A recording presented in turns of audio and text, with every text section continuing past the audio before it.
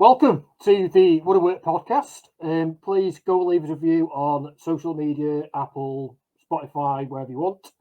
But also, firstly, I'd like to thank everyone for listening. This is our first birthday edition.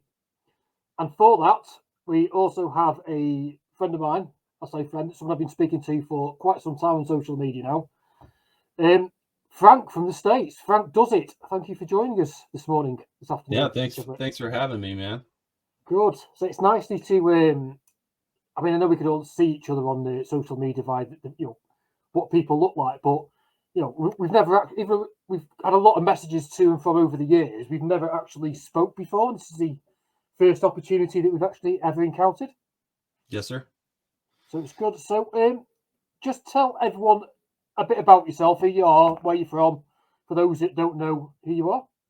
Yeah, so my name's Frank. I'm from Washington State in the States. I live in suburbs of a city called Spokane, Washington. I live out on 20 acres out in the woods with my family and my wife and 4 kids. I'm a United States Army veteran, and I'm also a journeyman lineman, so I work on the power lines. But now I'm a full-time content creator, woodworker, and so I just kind of spend my days woodworking and editing videos. I say because you made that change to sort of more of a full-time content creator fairly recently, haven't you? Because you've been building, or seen you've been making alterations to your shop at the very least, with like some aircon conditioners and that sort of thing.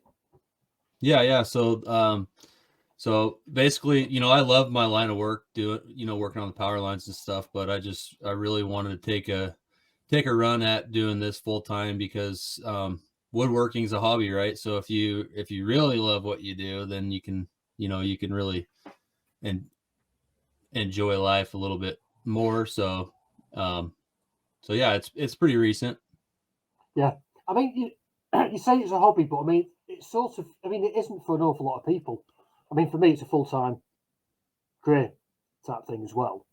Yeah. But it is very much. I mean, again, it's that where do you draw the line between what is a hobby and what becomes your full-time career?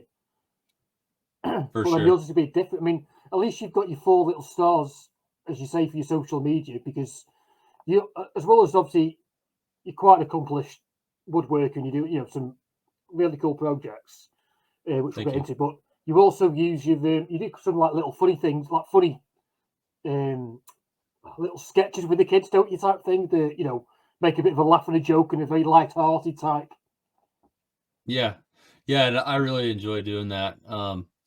So I guess where I'm at now, I would say, you know, it's more than a hobby, but it's a hobby that kind of, that I love, and it's kind of just grown into I want to do it as a profession. And, you know, not so much the woodworking. Like I don't see myself like anytime soon getting into like building projects to sell them to people to make money.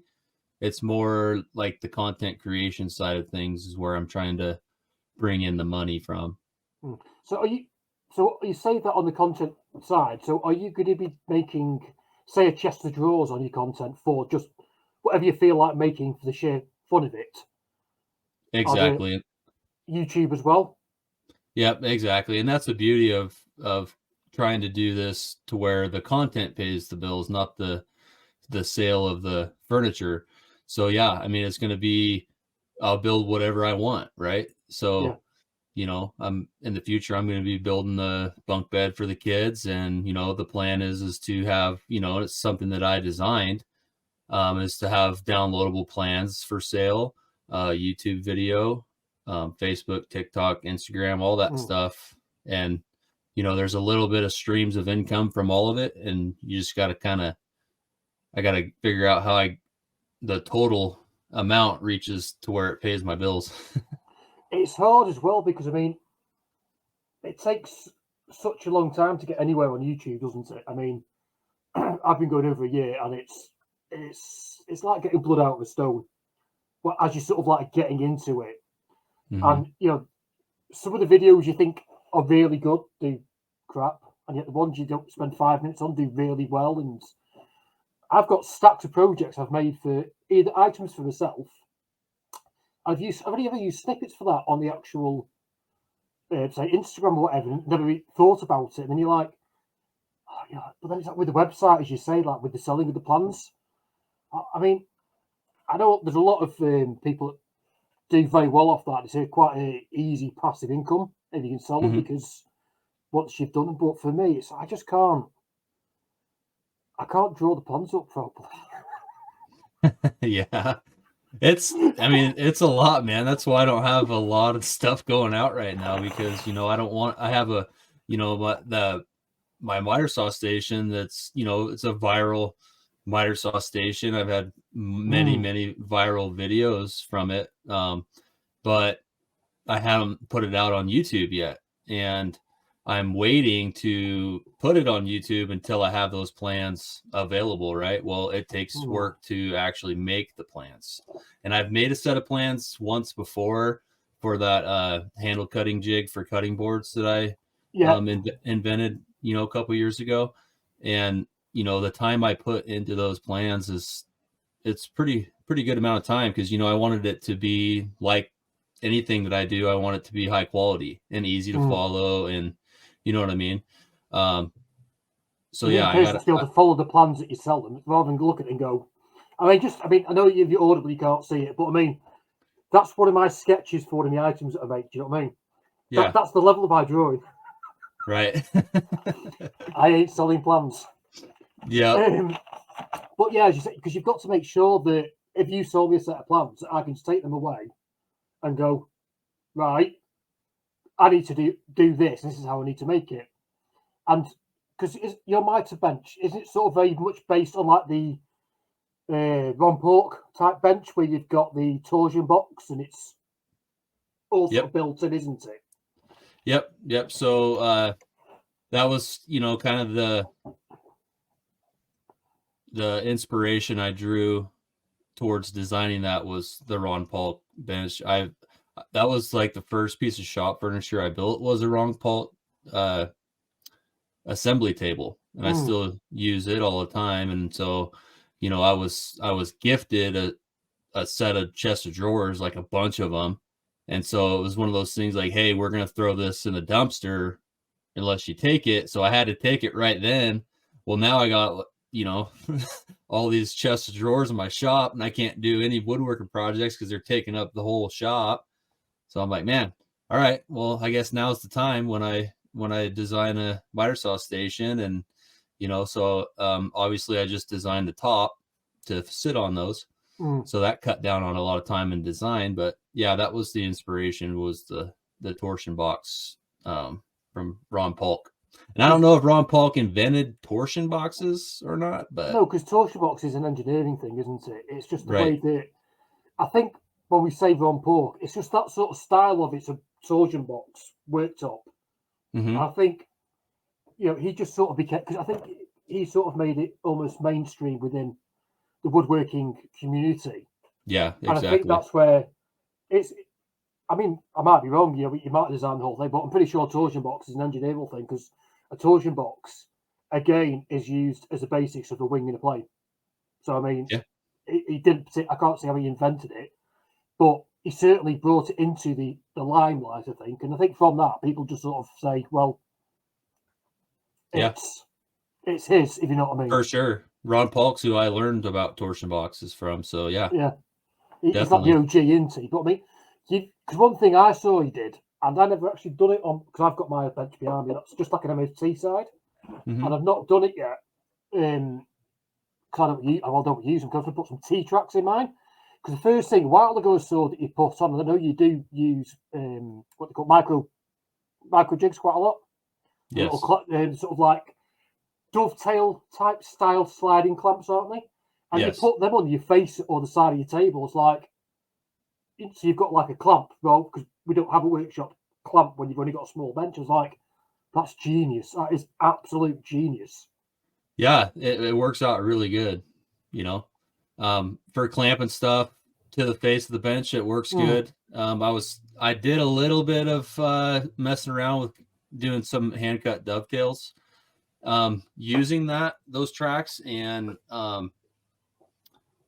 you got to get two of those clamps onto your workpiece to hold it firm, up, so you can cut your Yeah, dovetails. Well, you want your dovetail, or you want your workpiece square, so that square to your bench, so you're actually cutting straight. So jockeying that around a little bit, it was a little bit too finicky for me, for my liking, for like doing dovetails. So I ended up, making a Moxon vise, for lack of a better word, yeah, using the micro jig clamps, to where I yeah. could easily, a lot easier, um, move the workpiece around to where I needed it. So it's a But as pretty you, cool, versatile system, really. I mean, but the thing is, you say with the vertical clamping, the problem is with dovetails, because you want it to be at a certain angle for ensuring you're coating perpendicular to the piece. But I mean, if you're doing something else, like say you were just trying to plane off the edge of something by tickling it up, it doesn't matter if it's not entirely Right. level or plumb, whichever way you want to look at it. But I can see, yeah, I suppose if it's not, you'd have to sort of almost lie it on something. But you see, what I've done is I've put a T-track inside, but Mm-hmm. I've got MFT holes all the way down the side. So I put in some pegs, like bench dogs.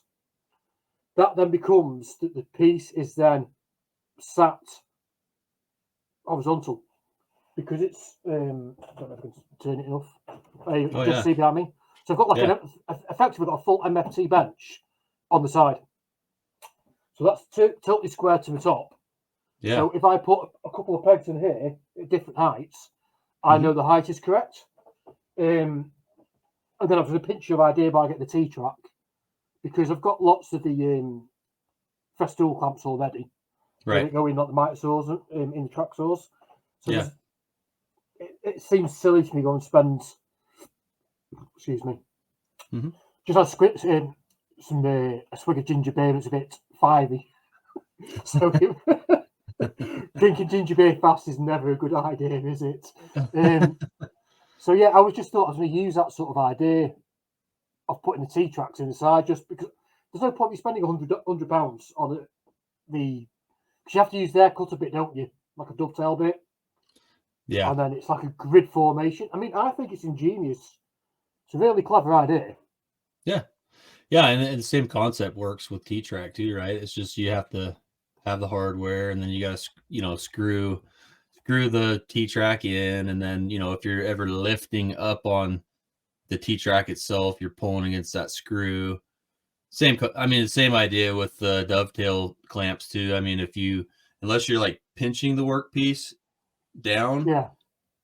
and you're actually like if you have a gap to where you're actually pulling up, yeah, they're just gonna try to rip out the plywood. But yeah, I But think the thing I like about the dovetail side though, is because if you're going to just use your saw, whatever, and you go a little bit too deep, it's still wood.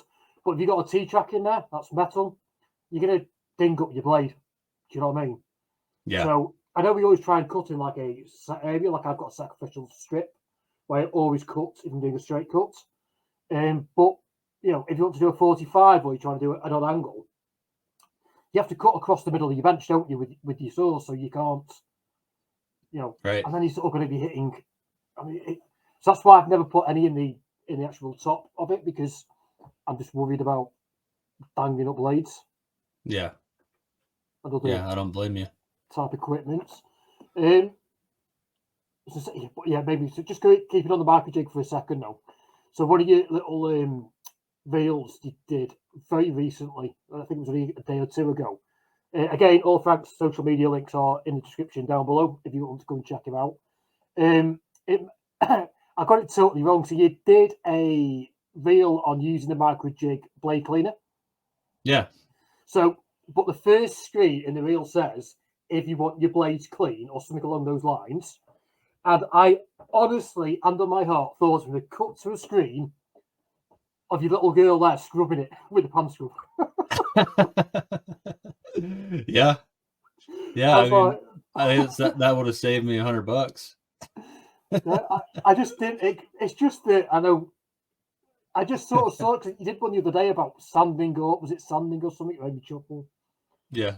You sort of like made it out that was it your little lad or something didn't want to do it. She made him go and dig some holes or something, and the Yep. girls were like, "No, I'm happy sanding," type thing.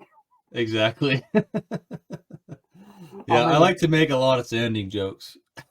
oh yeah, well, I mean, I say you've got 8 hands there, extra 4 pairs of hands.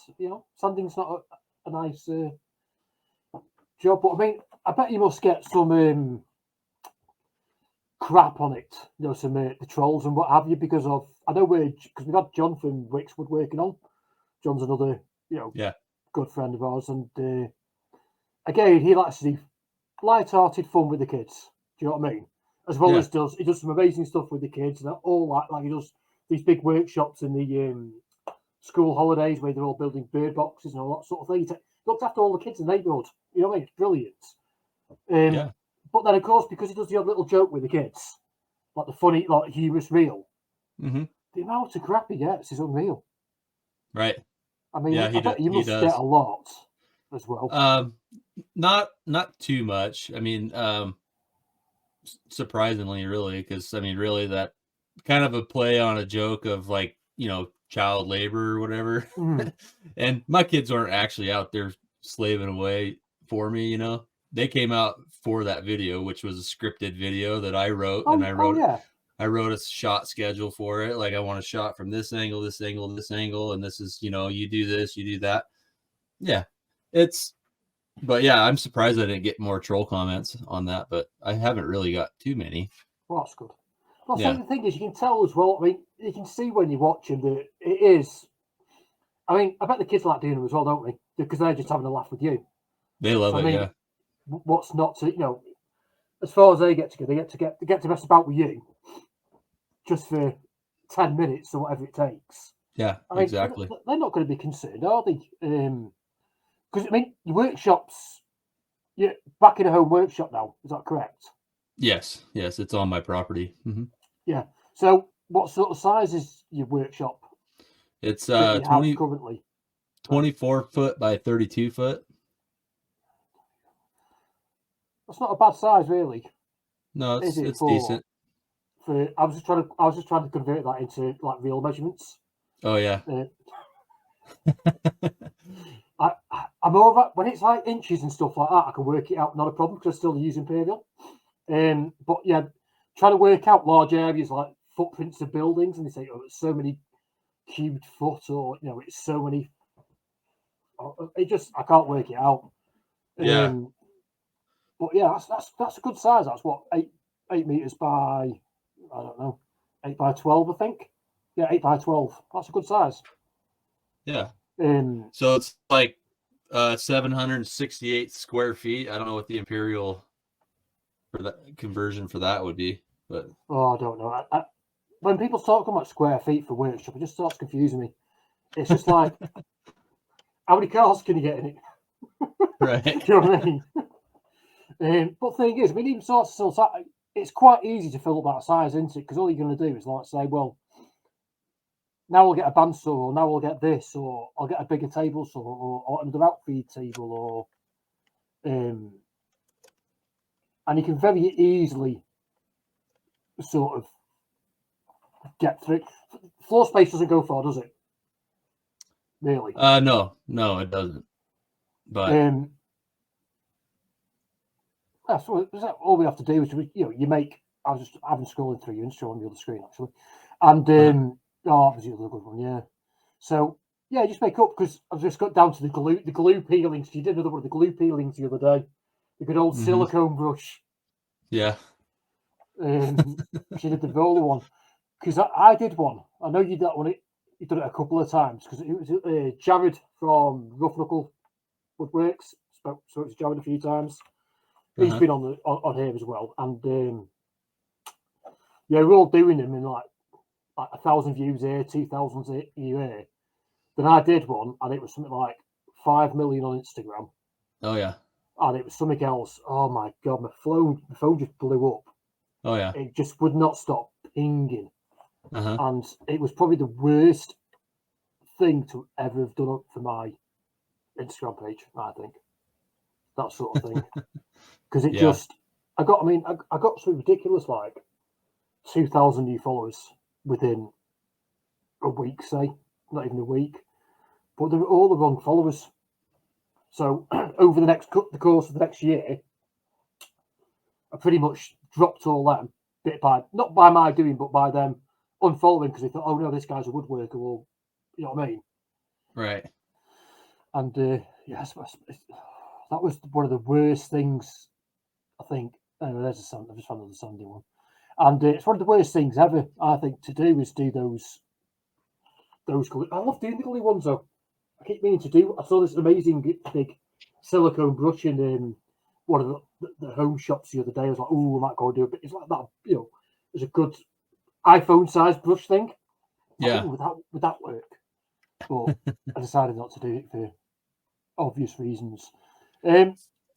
So apart from obviously, I know you said you're sort of like trying to get organised, to say, for your getting on YouTube and all that sort of like, get what do you call it, getting all your eggs in the basket, get everything in line, all the bags in Yeah. line to get it sort of like rolled out.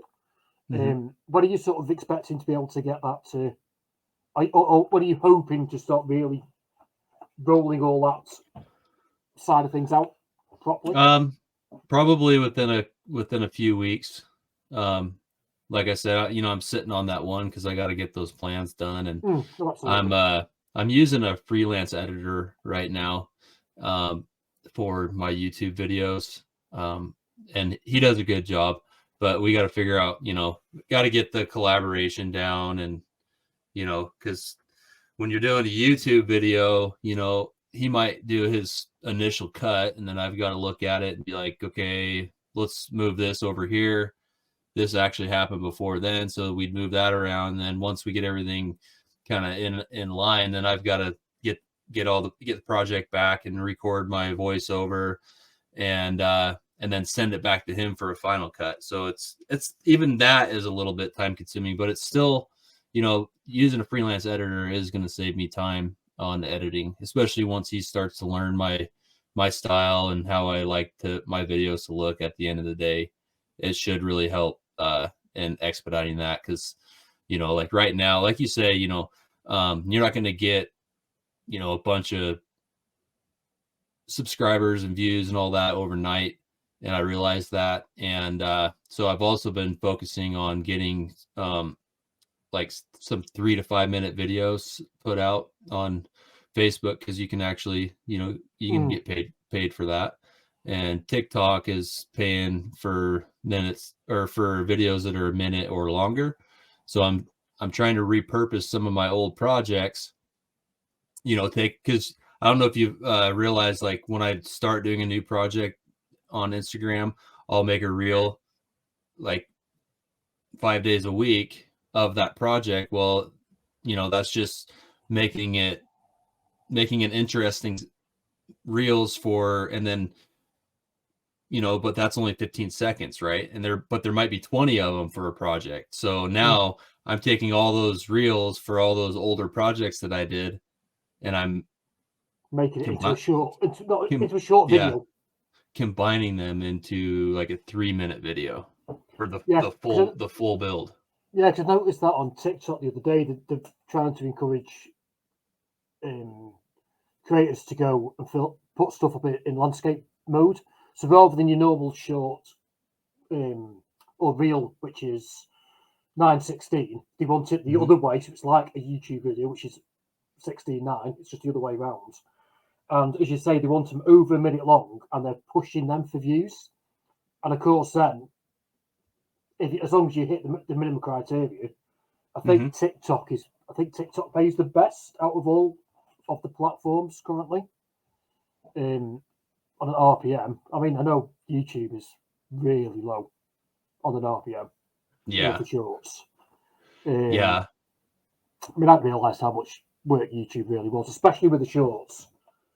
I mean, because I'm on the UK creator program with YouTube, so we have like a meeting every two weeks. There's a Zoom call type thing, and they keep us in the loop, and we get set challenges, and we get merch, and we've got direct access into certain YouTube or certain level of YouTube managers, to get direct help. That's awesome. But we also have this Discord, which is everyone that's on there. And I mean, they're talking about their RPMs is something like 2p, which is ridiculous. I mean, but the thing is, they're getting millions of views on every single video, and they're more like the animation cartoon type things. So I've been looking at my RPMs, and I'll probably get about between 6,000 and 10,000 views as a rule on one of my shorts. But my RPM's like 9p, which is like 4 or 5 times theirs. And they're like, oh my God, yours is so high. Yeah, but unfortunately, I'm not getting the views. And I mean, I know YouTube say that it doesn't matter, but definitely the more subscribers you've got, they push. The more subscribers you've got, the more your video gets pushed. Because as my subscriber count's gone up in the last several months, my reach is increasing, and it's not subscribers that are watching. 98% of all my views come from non-subscribers. Yeah. So how can I be getting more? And it's because as you get more subscribers, they do push it a lot more. So it's got nothing to do with the actual content. I mean, that makes sense. Because I've actually proven that by releasing the exact same piece of content, and it's like when I had like say 100 subscribers, and it just like did like say 40 views or whatever, stick out the same one on the now I've got like 6,500, and it's like 15,000-20,000 straight away. You're like, it sort of proves. I mean, and the other thing that YouTube did say, they said, oh, we'll give you X amount per as an RPM, and it's not what we're getting paid. It's not even close. It's a tenth of what they said it was going to be. Oh wow! And they're just like, well, suck it up. You're like, that's not how. And I think that's why a lot of creators, because like Facebook plays pretty, as you say, even for shorts, and I've got like 15-second clips. Facebook pays pretty well. Yeah. Don't they? I mean, I know it's all about the view. You've got to have a lot of views to get the money. Well, they pay a lot more. Yeah, on Facebook Reels, they do ads on Reels or whatever. So it's not like it used to be with like the Reels bonus, because that actually paid really good before Instagram took that away. But the Facebook still does like ads on Reels. Yeah. And if you get one that, I had one that went to like 1.8 million, and I think I made like $400 on it. So it's not crazy, but it's still, that's pretty good. It's better than, better than some others. Yeah, because I had one with 1.2 million on Facebook recently, and that paid $110. Yeah, so I was probably overshooting that, but I had a 3.5 minute video, and I actually did, on Facebook now you can test your captions or whatever. So I did 2 different versions, 2 different captions. Well, Facebook pushed both of those videos as separate videos, and both of them got like 800K views. Nice. And that was pretty good money. And so I could have been overshooting how much the reel actually paid me. Yeah, no, they do change though, because I've noticed as well that, I mean, it all depends very much with any of the platforms. I don't know if TikTok, don't think about it as with TikTok at all. But the sector of what your content is makes a massive difference. So I've got one of my most popular woodworking videos is a Rubio Monaco one, and that will get a steady between 60 and 80 views a day, and it has done for the last year. Regardless, it always gets between 60 and 80 views every single day. Wow. And that ridiculously, so that's got something like, I think it's got 12,000 views, something like that. Still quite low Singzo video, but anyway, that video is made something like, say, £3, right? That's it. Yeah. And it's got an 85% retention rate on it, which is extremely high. Oh wow! And that's crazy. It's not getting pushed more. Well, I don't understand it. But Yeah. I did a 3D printing video that's a minute long. It's had 2,500 views, right? That's it. Mm-hmm. And that's already paid 4 times the amount. Oh, wow.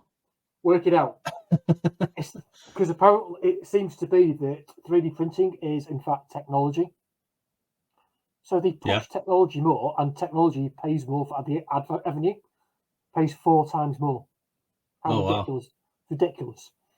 There's loads of 3D printing videos going out. But as one of the rates has been ready to pivot at all times. Right. Do you do live streaming at all? No, it's not something I've got. I was thinking about doing one, but the problem I've got is a lot of my subscribers are actually India, South Korea, and Asian type countries, Uh-huh. which isn't so much a problem, but the time difference does become a problem. So when I'd have to stream, Right. it's not suitable because I'm in the house. Right. So Something that the reason I ask is I was thinking you might be able to on your 3D printer just set your camera on it and let your camera just live stream for you while you sleep. That's not a bad idea. I would have to write a note down for that, especially People will watch that. Especially if I've got like because I've got the bamboo, so you can do like a really cool time lapse on it. But as you say, just set that going, and it's a good way to get your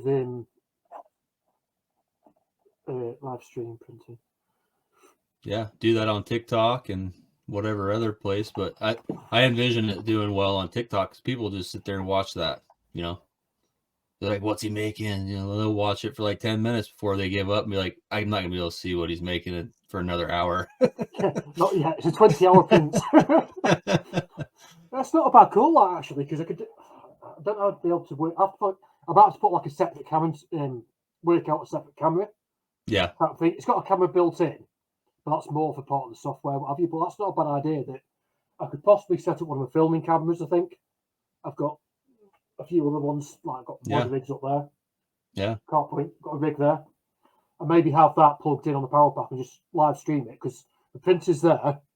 Like I can touch it with my left arm. And this is me editing in podcast setup. So it's not a bad call, that. That's interesting, that. Yeah, might do good for you.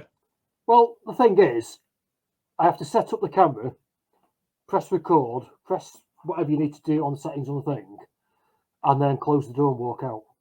Job done. Exactly. If it doesn't do anything, it doesn't do anything. It doesn't matter, I mean, you might be able to make a little cardboard sign that you stick in the frame of the shot that says, watch this thing print a 3D dinosaur or whatever you're doing, and then people will sit there and they'll just watch and wait and see, oh yeah, I can see it start to take shape, or they might wake up in the morning and go, oh, I wonder if that's farther along, go check it out. Or you know what? I'm going to give it a go. Yeah. I may as well. Got nothing to lose. So what have you got coming up in the way of, have you got any sort of like projects that you've sort of like got earmarked that are coming up that you can share without obviously giving out? Don't need to go and give away any of your secrets because people can come and check your channel out for that, obviously. Yeah, so there's the bunk beds that I designed that I need to make. My daughter keeps asking me, Dad, when are you going to make the bunk beds?